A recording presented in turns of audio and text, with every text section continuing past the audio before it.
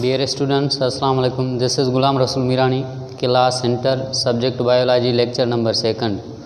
Today we are going to discuss about feedback system. अॼु असां पढ़ंदासीं फीडबैक सिस्टम जे बारे में। फर्स्ट लेक्चर में पाण डिस्कस कयोसीं होम्योस्टेसिस छा आहे ऐं उन जा एस्पेक्ट्स कहिड़ा आहिनि। हाणे जेको पंहिंजे बॉडी जे अंदरि एनवायरनमेंट बैलेंस रहे थो पियो, जेको आहे मेंटेनेंस थिए थी पई इंटरनल एनवायरनमेंट जी, उहा कीअं थिए थी पई, कहिड़ो सिस्टम पंहिंजी बॉडी जे अंदरि आहे जेको इन खे मेंटेन रखे थो पियो। हाणे उन सिस्टम जो नालो आहे फीडबैक सिस्टम। इन सिस्टम खे पाण छा चवंदासीं? फीडबैक सिस्टम या मैकेनिज़म। फीडबैक मैकेनिज़म या सिस्टम। हाणे फीडबैक मैकेनिज़म पाण ॾिसंदासीं त पंहिंजी बॉडी जे अंदरि अहिड़ो सिस्टम हूंदो आहे जेको पंहिंजी बॉडी खे हमेशह बैलेंस में रखंदो आहे, पंहिंजी बॉडी खे बैलेंस में रखंदो आहे। फीडबैक सिस्टम खे डिफाइन कंदासीं mechanism which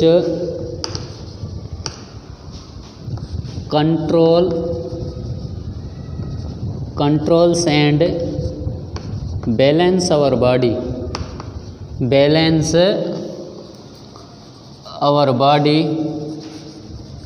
is known as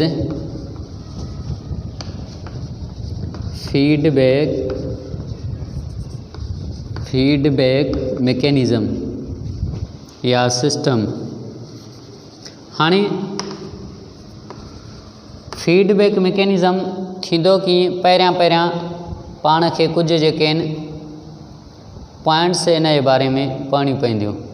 मिसाल आहे, पंहिंजी बॉडी जे अंदरि चेंज ईंदी त पोइ इहा शइ थींदी। जेकॾहिं बॉडी जे अंदरि चेंज न ईंदी त कंट्रोल सिस्टम वर्किंग जेको आहे जीअं हले थो पियो रैंडमली उअं ई हलंदो रहंदो। इहा पंहिंजी बॉडी जे अंदरि चेंज ईंदी कीअं? जॾहिं एक्सटर्नल एनवायरनमेंट में चेंज ईंदी। जॾहिं पंहिंजी बॉडी जो एक्सटर्नल एनवायरनमेंट चेंज थियो त पोइ जेको आहे पंहिंजी बॉडी छा कंदी? रिस्पॉन्ड कंदी। पहिरियों आहे एक्सटर्नल एनवायरनमेंट चेंज थियणु। एक्सटर्नल एनवायरनमेंट हमेशह चेंज थींदो रहंदो आहे।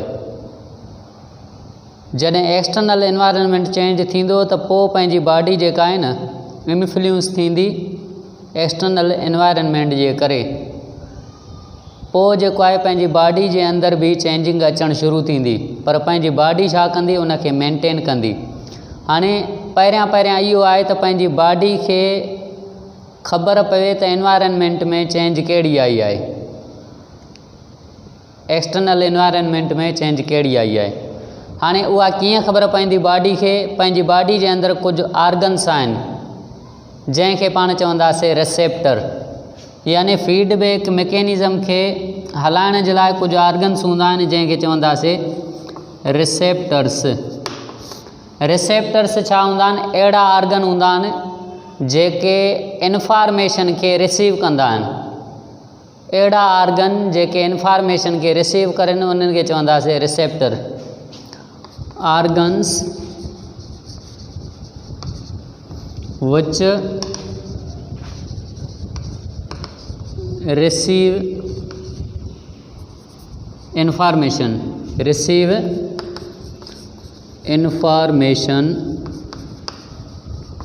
are known as a receptor। उहा इंफॉर्मेशन कहिड़ी हूंदी? उहा इंफॉर्मेशन हूंदी सेंसरी इंफॉर्मेशन। उहा इंफॉर्मेशन हूंदी सेंसरी इंफॉर्मेशन। सेंस जे थ्रू पाण का शइ महसूसु करे सघंदा आहियूं।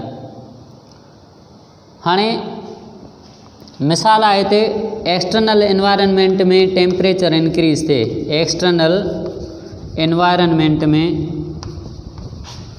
टेम्परेचर इंक्रीज़ थिए। टेम्परेचर छा थिए? इंक्रीज़ थिए। इंक्रीज़। हाणे जॾहिं एक्सटर्नल एनवायरनमेंट में टेम्परेचर इंक्रीज़ थियो त इहो पंहिंजी बॉडी ते इफेक्ट कंदो। पंहिंजी बॉडी जो फॉर एग्ज़ाम्पल पाण चऊं था टेम्परेचर आहे 37 सेंटीग्रेड। सेंटीग्रेड जे हिसाब सां 37 आहे। फ़ारेनहाइट जे हिसाब सां 98.6 फ़ारेनहाइट आहे पंहिंजी बॉडी जो टेम्परेचर। हाणे ही पाण रखूं था पिया टेम्परेचर जी नॉर्मल पॉइंट। इहा पॉइंट आहे नॉर्मल पॉइंट। जॾहिं टेम्परेचर इंक्रीज़ थियो एनवायरनमेंट में त पंहिंजी बॉडी जो टेम्परेचर इंक्रीज़ थींदो। पंहिंजी बॉडी जो टेम्परेचर इंक्रीज़ थींदो। पोइ पंहिंजी बॉडी इन खे छा कंदी, वापसि साॻी पॉइंट ते आणींदी। हाणे जेको टेम्परेचर इंक्रीज़ थियो इहो पाण ख़बर कीअं पई, इहा ख़बर पई पाण खे थ्रू स्किन जे थ्रू। स्किन छा कयो, टेम्परेचर खे सेंस करे वरितो त टेम्परेचर जेको आहे ॿाहिरि वधी वियो आहे। इन जे करे पंहिंजी स्किन जेको आहे टेम्परेचर खे सेंस कयो। इहा सेंसरी इंफॉर्मेशन किथे पहुती, ब्रेन ताईं पहुती। हाणे रिसेप्टर जो फंक्शन हूंदो आहे इंफॉर्मेशन खे रिसीव करणु, उनखां पोइ उहा ब्रेन ताईं पहुचाइणु। ब्रेन छा आहे, कंट्रोल सेंटर आहे। कंट्रोल सेंटर पूरी बॉडी ते कंट्रोल करे थो, इन जे करे इन खे चवंदा कंट्रोल सेंटर। अहिड़े नमूने सां जेकॾहिं टेम्परेचर घटि थियो तॾहिं बि स्किन महसूसु करे वठंदी। जॾहिं टेम्परेचर डिक्रीज़ थियो त साॻियो टेम्परेचर साॻी पॉइंट ते वेंदो 37 सेंटीग्रेड। यानी टेम्परेचर इंक्रीज़ थिए या डिक्रीज़ थिए नॉर्मल पॉइंट खां त इहो जेको आहे वापसि जेको आहे कहिड़ी पॉइंट ते ईंदो, नॉर्मल पॉइंट ते। हाणे इहो महसूसु पाण कीअं थो थिए, स्किन जे थ्रू थिए थो। अहिड़े नमूने सां कंट्रोल सिस्टम खे हलाइण जे लाइ कुझु जेके आहिनि आर्गन्स हूंदा आहिनि, कुझु जेको आहे कंट्रोलिंग सेंटर, इहे जेके आहिनि छा कंदा, पूरी बॉडी खे कंट्रोल कंदा। रिसेप्टर छा कंदो, इंफॉर्मेशन रिसीव कंदो। हाणे इहा इंफॉर्मेशन वेंदी काॾे, इहा इंफॉर्मेशन वेंदी CNS या कंट्रोल सेंटर। पाण लिखूं था सिंपल में control centre. Control centre, control centre छा हूंदो आहे, पंहिंजी बॉडी जे अंदरि हूंदो आहे ब्रेन। हाणे ब्रेन ॾे इहो जेको पैगाम वियो छाजे थ्रू वेंदो, सेंसरी न्यूरॉन सॾिबा आहिनि उन्हनि जे थ्रू। सेंसरी न्यूरॉन छा कंदा, इहा इंफॉर्मेशन पहुचाईंदा ब्रेन में। ब्रेन वटि मौजूदु हूंदा आहिनि, कहिड़ी शइ मौजूदु हूंदी, इंटर न्यूरॉन। ब्रेन वटि कहिड़ी शइ मौजूदु हूंदी, इंटर न्यूरॉन। सेंसरी न्यूरॉन खां इंफॉर्मेशन वठंदा इंटर न्यूरॉन, ब्रेन ताईं पहुची वई इंफॉर्मेशन। हाणे ब्रेन इन्हनि खे एनालाइज़ कंदो, जेका इंफॉर्मेशन आहे एनालाइज़ करे उनखां पोइ छा कंदो, ब्रेन इंफॉर्मेशन मोकिलींदो, काॾे मोकिलींदो, इफेक्टर आर्गन ॾे। काॾे मोकिलींदो, इफेक्टर आर्गन। इफेक्टर आर्गन छा हूंदा आहिनि, अहिड़ा आर्गन जेके ब्रेन खां ऑर्डर वठी, कमांड वठी, उन जेका एनवायरनमेंट में चेंज आई आहे उनखे कंट्रोल करनि। उन्हनि आर्गन खे चवंदासीं इफेक्टर आर्गन। जंहिं आर्गन ॾे ब्रेन ॾांहुं कमांड वई, जहिड़ी कमांड हुई उन मुताबिक़ उहो आर्गन जेको आहे वर्किंग कंदो। अहिड़े नमूने सां इफेक्टर आर्गन उहे आर्गन सॾींदासीं जिथे जेके ब्रेन खां इंफॉर्मेशन वठी उन मुताबिक़ पंहिंजी वर्किंग करनि, उहे इफेक्टर आर्गन सॾिबा। इफेक्टर आर्गन ॾे पैगाम पहुचाईंदा मोटर न्यूरॉन। मोटर न्यूरॉन पैगाम खणी वेंदा आहिनि, गाॾी वारो कमु कंदा आहिनि, बाइक वारो, मोटरसाइकिल वारो। यानी ब्रेन खां मोटर न्यूरॉन छा कंदा, पैगाम खणी करे इफेक्टर आर्गन ताईं पहुचाईंदा। मिसाल आहे, हिकिड़ो सिंपल मिसाल वठूं था कंट्रोलिंग सिस्टम खां हटी करे। मिसाल आहे पाण खे कंहिं सॾु कयो, पाण जॾहिं सॾु ॿुधोसीं रिसेप्टर कहिड़ो थियो, ईयर थियो, रिसेप्टर आर्गन थियो ईयर। इन में सेंसरी न्यूरॉन आहिनि। सेंसरी न्यूरॉन छा कयो, ब्रेन ताईं पैगाम पहुचायो, ब्रेन उन खे एनालाइज़ कयो त हीउ मूंखे सॾे थो पियो। पोइ पाण उन ॾे हलणु शुरू थींदासीं, ज़ाहिर आहे सॾे थो हलणु शुरू थींदा। जॾहिं पाण हलणु शुरू थींदासीं त पंहिंजा आर्गन कुझु हूंदा जेके पाण पंहिंजी बॉडीअ में जेके वर्किंग कंदा। लेग्स पंहिंजी वर्किंग कंदियूं।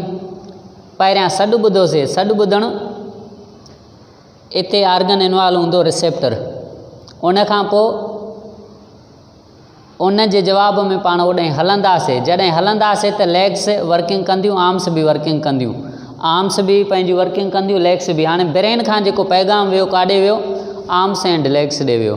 हाणे आर्म्स एंड लेग्स छा आहिनि, उहे आहिनि इफेक्टर आर्गन।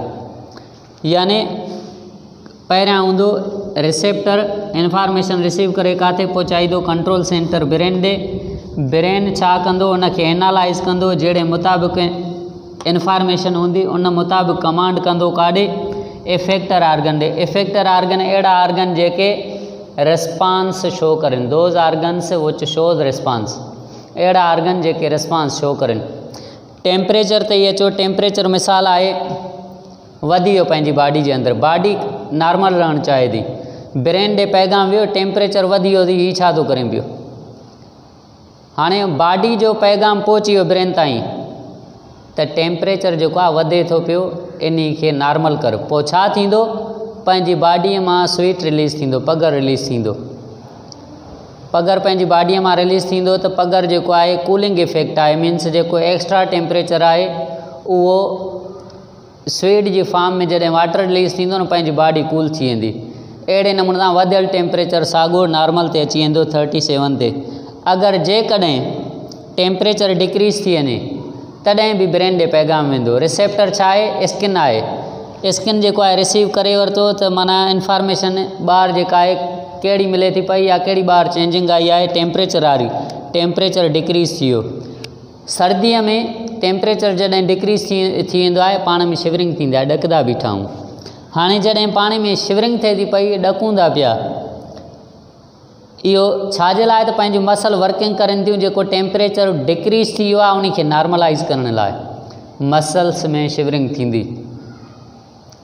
हाणे इहो सॼो कुझु थिए थो रिसेप्टर, उन खां पोइ कंट्रोल सेंटर, उन खां पोइ इफेक्टर आर्गन।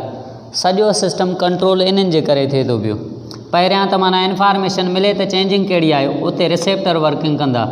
उन खां पोइ जेका आहे इहा वेंदी ब्रेन ॾे। ब्रेन जेको आहे बॉस आहे, जीअं चवंदो उअं ई बॉडी कंदी। उन खां पोइ जेको आहे बॉस जंहिं आर्गन ॾे ऑर्डर मोकिलींदो वर्किंग जे लाइ, उन आर्गन खे चवंदासीं इफेक्टर आर्गन।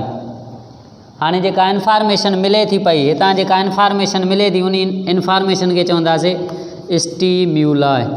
स्टिम्युलाई, स्टिम्युलाई छा हूंदो आहे, सेंसरी इंफॉर्मेशन या information which is perceived by receptor. अहिड़ी इंफॉर्मेशन जेका रिसेप्टर महसूसु करनि, उन इंफॉर्मेशन खे चवंदासीं स्टिम्युलाई। मिसाल आहे टेम्परेचर, स्टिम्युलाई आहे पंहिंजो, टेम्परेचर वधी वियो, इहा इंफॉर्मेशन मिली। साउंड पाण कंहिं सॾु कयो ॿुधोसीं, इहो स्टिम्युलाई आहे, ॿुधणु स्टिम्युलाई आहे। यानी कंहिं पाण सॾु कयो, रिसेप्टर आर्गन थी विया ईयर्स, साउंड जेको ॿुधोसीं, आवाज़ जेको ॿुधोसीं, उहो स्टिम्युलाई थियो। हाणे इहो ब्रेन ॾे त पहुतो, ब्रेन कहिड़ो ऑर्डर मोकिले थो, जेको ऑर्डर ब्रेन मोकिलींदो उन ते अमल थींदो, मीन्स आउटपुट छो थींदो। जॾहिं स्टिम्युलाई जो आउटपुट छो थिए, आउटपुट स्टिम्युलाई जो छो थिए त उन खे पाण चवंदासीं, आउटपुट खे पाण चवंदासीं रिस्पॉन्स। आउटपुट खे चवंदासीं रिस्पॉन्स। मिसाल मां तव्हां पढ़ायां थो, तव्हां चवंदुमि हीअ शइ मां तव्हां खां ॿुधंदुसि, यानी जेका मां तव्हांखे इंफॉर्मेशन ॾिनी उहा स्टिम्युलाई आहे, पर मां तव्हां खां रिज़ल्ट वठणु चाहियां थो। जॾहिं तव्हां मूंखे रिज़ल्ट ॾींदव त रिज़ल्ट में कहिड़ी शइ तव्हां ॾींदव, आउटपुट ॾींदव। हाणे इहो आउटपुट छा थी वियो, इहो तव्हांजो छा थी वियो, रिस्पॉन्स थी वियो। रिस्पांस जेके आर्गन ॾींदा उहे सॾिबा इफेक्टर आर्गन। कहिड़ो ई आर्गन हुजे, स्टिमुलाई अचे उन जो रिस्पॉन्ड जेको आर्गन करे उहो छा थींदो, इफेक्टर आर्गन थींदो।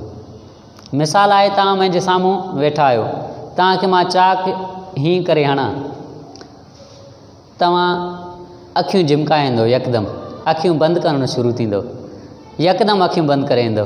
छो बंदि करे ईंदो? मथां अखियुनि में हीअ शइ लॻे, चाक लॻे, धकु लॻे, मथां पंहिंजे पाण खे कंट्रोल करे ईंदो। मीन्स हिन खां बचाइण जे लाइ जेका शइ मां ई तव्हांखे इशारो ॾिनो, इहा स्टिमुलाई आहे। तव्हां इन खे ॾिसी वरितो, परसीव करे वरितो, ब्रेन ताईं यकदमि इहो पैगाम वियो, यकदमि जेको आहे डिसाइड थियो, तव्हां अखियूं बंदि करियो। तव्हां अखियूं जेके बंदि कयूं, अखियूं तव्हांजो इफेक्टर आर्गन थियूं, बंदि करणु तव्हांजो रिस्पॉन्ड थी वियो। अखियूं तव्हां बंदि कयूं न, इहो रिस्पॉन्ड आहे, इन में वर्किंग कई अखियुनि कई, अखियूं इफेक्टर आर्गन थी वियो। अहिड़े नमूने सां इहो कंट्रोल सिस्टम टिनि शयुनि ते मुश्तमिल हूंदो आहे, हिकिड़ो रिसेप्टर, ब्रेन, इफेक्टर आर्गन। इहा शइ क्लियर थी। हाणे फीडबैक सिस्टम आहे छा, कंट्रोल सिस्टम आहे, एंड बॉडीअ खे बैलेंस करण जो सिस्टम आहे। हाणे अचूं था इन जा टाइप कहिड़ा आहिनि।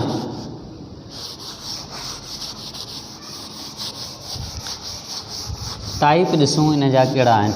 इन जा टाइप आहिनि ॿ। फीडबैक सिस्टम जा ॿ टाइप आहिनि। हिकिड़ो आहे negative feedback system, negative feedback. ॿियो जेको आहे positive feedback.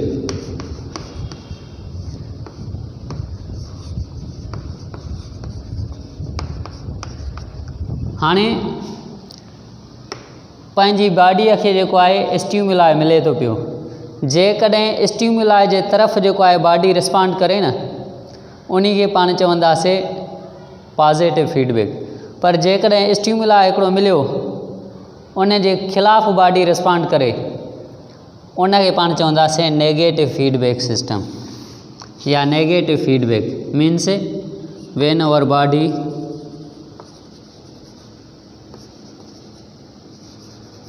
respond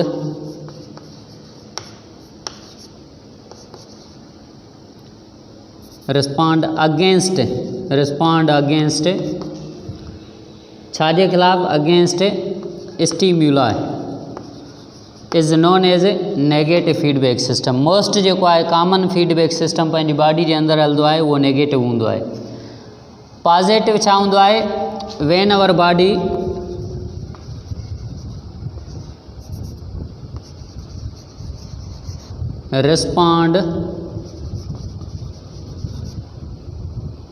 response towards stimuli is known as positive feedback। हिते मिसाल पाण वठूं था ई जी थर्मो रेगुलेशन, नॉर्मल कंडीशन जी ॻाल्हि कयूं था। थर्मो रेगुलेशन नॉर्मल कंडीशन जी, बुखार वारी कंडीशन न। बुखार वारी में इहो थींदो आहे, बुखार में टेम्परेचर पंहिंजो ऑलरेडी जेको आहे तमामु ज़्यादा हूंदो आहे, अञा जेको आहे इहो ज़्यादा थींदो वेंदो। नॉर्मल कंडीशन मीन्स हेल्दी आहियूं पाण, पंहिंजो टेम्परेचर जेको आहे 37 सेंटीग्रेड आहे। हाणे टेम्परेचर ॿाहिरि वधियो, एक्सटर्नल एनवायरनमेंट में बॉडी उनखे महसूसु करे वरितो, टेम्परेचर छा थियो, इनक्रीज़ थियो। जॾहिं टेम्परेचर एक्सटर्नल एनवायरनमेंट में इनक्रीज़ थियो, इहो टेम्परेचर साॻियो पंहिंजी बॉडी वारे टेम्परेचर खे बि इनक्रीज़ कंदो। हाणे जॾहिं पंहिंजी बॉडी जो टेम्परेचर इनक्रीज़ कंदो, यानी पंहिंजी बॉडी जो टेम्परेचर इनक्रीज़ थियो, इहो स्टिमुलाई आहे। इन जो आउटपुट पंहिंजी बॉडी कहिड़ो शो कंदी, रिस्पॉन्ड कहिड़ो शो कंदी, इन खे घटाईंदी। मीन्स टेम्परेचर बॉडी जो इनक्रीज़ थियो, बॉडी उन खे डिक्रीज़ कयो। स्टिमुलाई आहे इनक्रीज़ ऑफ टेम्परेचर, टेम्परेचर जो इनक्रीज़ थियणु। रिस्पॉन्ड कहिड़ो आहे, बॉडी उन खे डिक्रीज़ करे थी। इट मीन्स अपोज़िट वर्किंग थिए, अपोज़िट जेका आहे वर्किंग थिए थी पई। हिते पाण चवंदा thermo regulation in normal condition, normal condition जी ॻाल्हि आहे। उन खां पोइ जीअं आहे maintenance of sugar, maintenance of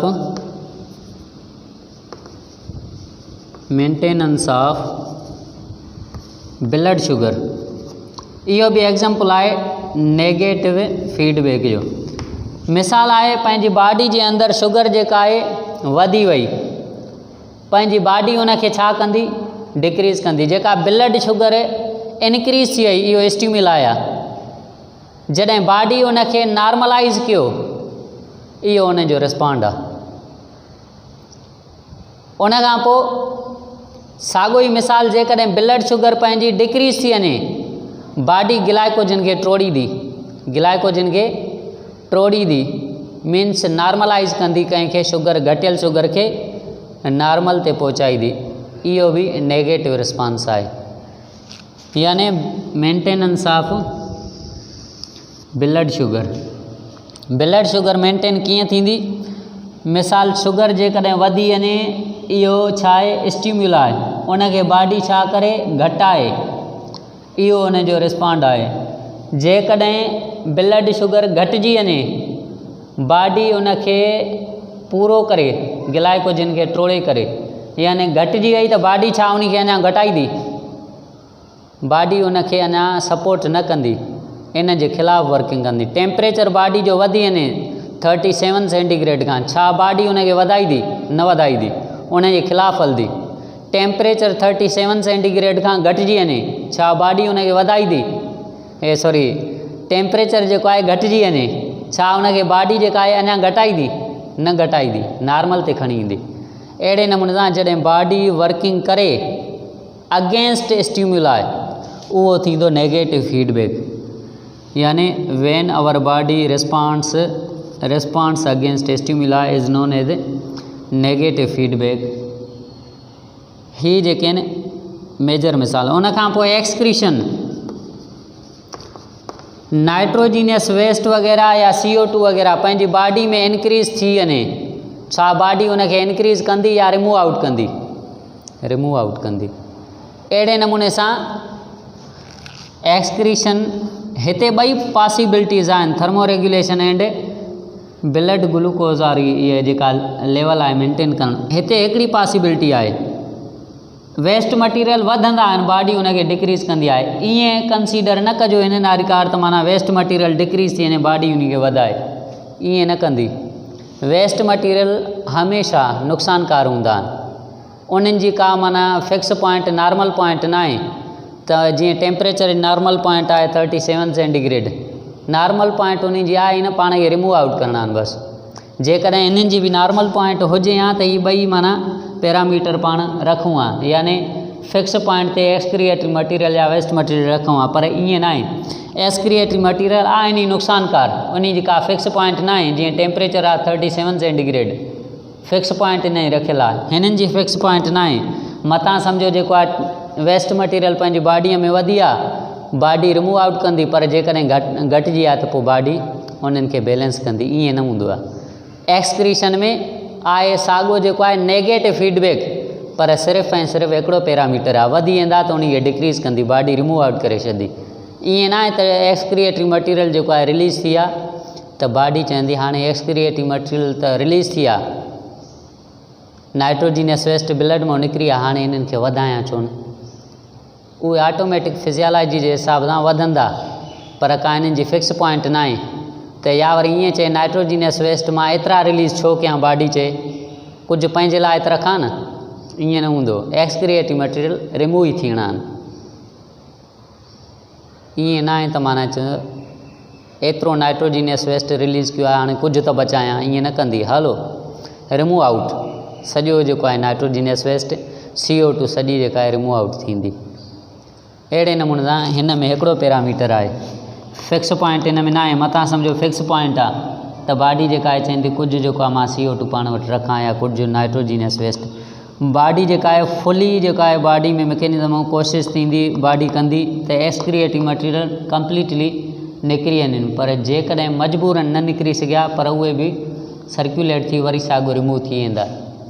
CO2 बि ईअं न आहे त माना कंप्लीटली रिमूव आउट थी वई, बॉडी पूरी कोशिशि कंदी इन खे कंप्लीटली रिमूव करण लाइ, पर पोइ बि चंद CO2 रहिजी वेंदी आहे, न हुजण बराबरि। हाणे ही मिसाल थिया छा जा, नेगेटिव फीडबैक जा। नेगेटिव फीडबैक जॾहिं बॉडी छा करे, रिस्पॉन्ड अगेंस्ट स्टिम्युलाई, उन खे पाण चवंदासीं नेगेटिव फीडबैक। उन खां पोइ पॉजिटिव फीडबैक छा हूंदो आहे, इन जे अपोज़िट आहे, याने जॾहिं पंहिंजी बॉडी रिस्पॉन्ड करे छाजे तरफ़, स्टिम्युलाई जे तरफ़। मिसाल आहे ई जी, मिसाल तौरु पाण खाधो खाईंदा आहियूं, जेतिरो खाधो वधीक खाईंदासीं डाइजेस्टिव जूस ओतिरी रिलीज़ थींदी, या वरी चवंदी की तव्हां खाधो खाधो आहे त मां जेको आहे हाणे रिलीज़ थिया ई न, डाइजेस्टिव जूस कावड़िजी बीह रहे त मां जेको आहे रिलीज़ न थींदुमि, छो तव्हां एतिरो खाधो खाधो आहे, मां छो रिलीज़ थियां, मां इन जे ख़िलाफ़ु हलंदुमि। ईअं न कंदी, जेतिरो पाण खाधो इनटेक कंदासीं उन हिसाब सां डाइजेस्टिव जूस रिलीज़ थींदी। Releasing of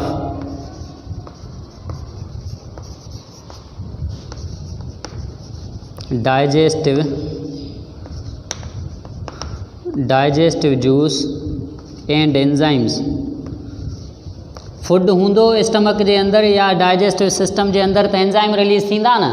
liver digestive juice release करे थो मिसाल तौरु।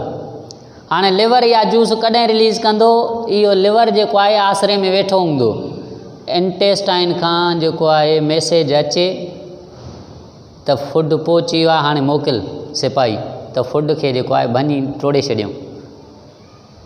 जेसी ताईं फूड न ईंदो बॉडी जे अंदरि, तेसी ताईं जेके आहिनि डाइजेस्टिव जूस रिलीज़ न थींदा।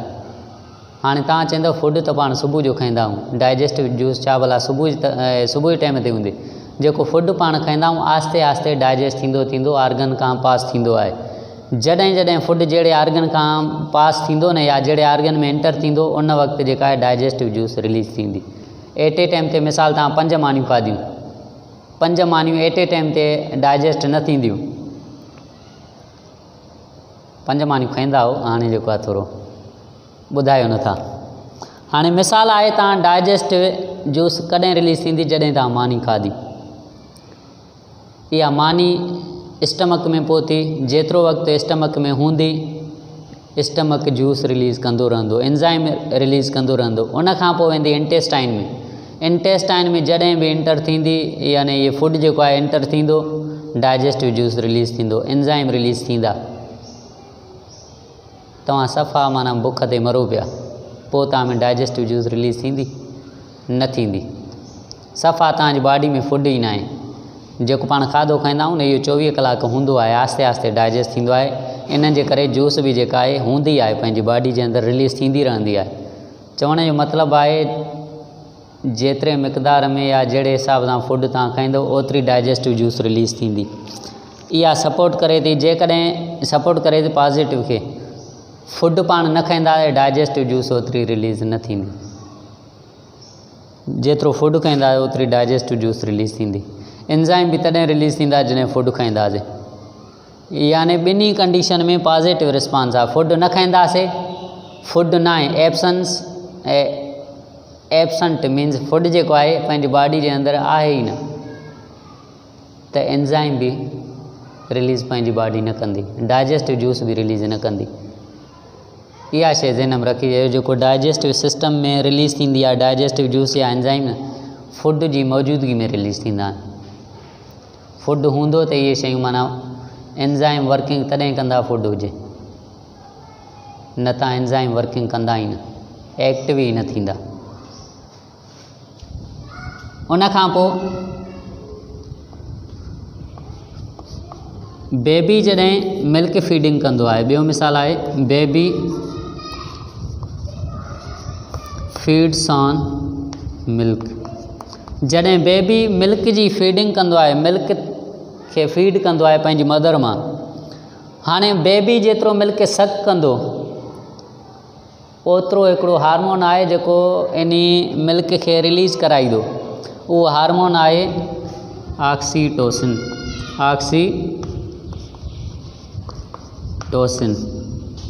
मिल्क खे हार्मोन रिलीज़ कराईंदो ऑक्सीटोसिन। हाणे जेतिरो माना मिल्क सक कंदो वेंदो बेबी ओतिरो ऑक्सीटोसिन जेको आहे रिलीज़ थींदो वेंदो। बेबी मिल्क खे सक करणु बंदि कंदो त ऑक्सीटोसिन रिलीज़ न थींदो। ऑक्सीटोसिन तॾहिं रिलीज़ थींदो जॾहिं बेबी जेको आहे मिल्क खे सक करे। हाणे जेतिरो मिल्क बेबी सक कंदो ॿाहिरि वेंदो ओतिरो ऑक्सीटोसिन उन मिल्क जी जेका आहे प्रोडक्शन खे रिलीज़िंग खे वधाईंदो, घटाईंदो न। बेबी चए मां मिल्क जेको आहे कयां सक कयां, मिल्क सक जॾहिं बेबी कंदो ईअं ऑक्सीटोसिन ईअं न चवंदो हलो एतिरो खीरु पीओ अञा पीअंदो पियो, घटाएसि, ईअं न थींदो। जेकॾहिं मिल्क सक न कंदो बेबी उनजो ड्रॉ थी वियो, छॾे ॾिने, जॾहिं उनजो ड्रॉ थी वियो त ऑक्सीटोसिन बि चवंदुसि ठीकु आहे हाणे तूं बि थको आहे त मां बि न ईंदोमांइ। यानी ॿिन्ही कंडीशन में पॉज़िटिव रिस्पॉन्स कंसीडर थींदो। जेतिरो मिल्क ॿाहिरि रिलीज़ थींदो ओतिरो ऑक्सीटोसिन जेको आहे मिल्क खे रिलीज़ कराईंदो, पॉज़िटिविटी आई आहे। जेकॾहिं बेबी मिल्क फीड न कंदो ऑक्सीटोसिन बि रिलीज़ न थींदो। यानी स्टिमुलाई कहिड़ो आहे, मिल्क जेतिरो सक थींदो ओतिरो ऑक्सीटोसिन रिलीज़ थींदो, पॉज़िटिव। स्टिमुलाई छा आहे, सकिंग ऑफ मिल्क स्टिमुलाई आहे, उनखे सपोर्ट केरु कंदो, ऑक्सीटोसिन उन जे तरफ़ वधाईंदो अञा मिल्क प्रोडक्शन खे।